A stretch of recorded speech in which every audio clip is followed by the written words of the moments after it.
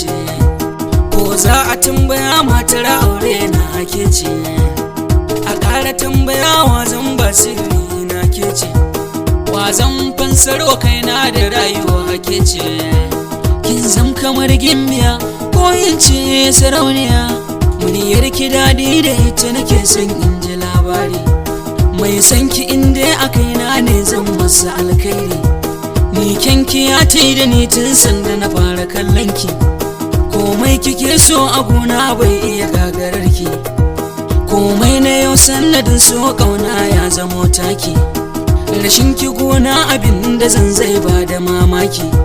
kaunar ki fusga take ta zarce wuta ta lantarki, su kowa cike kamar doki natsuwa ta kaura kan sanki, kaunar da nake miki a zuciya na tabbata babu mai miki, mai farar aniya ku ce laya yaƙi ya kanki na shirya, tafiyar ki da in har na kalla tuka da take kamar mota, ba na hada hanya da damuwa mai sona in na hangota, mai zamani da mai laya wane zai zama lamba daya, na yarda ki zama mai zamani in zan miki dan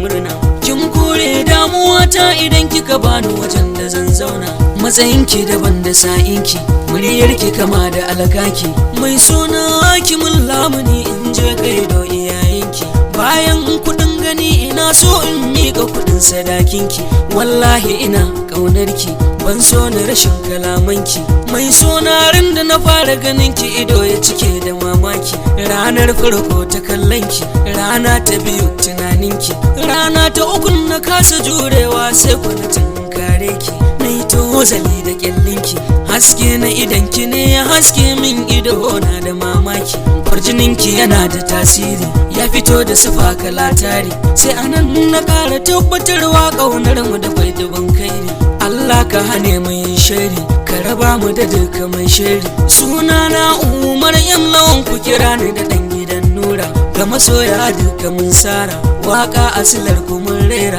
masoya asilar ku mun tsera, ma'ana mun riske dubun nasara, Allah yayi mana mai kyawu.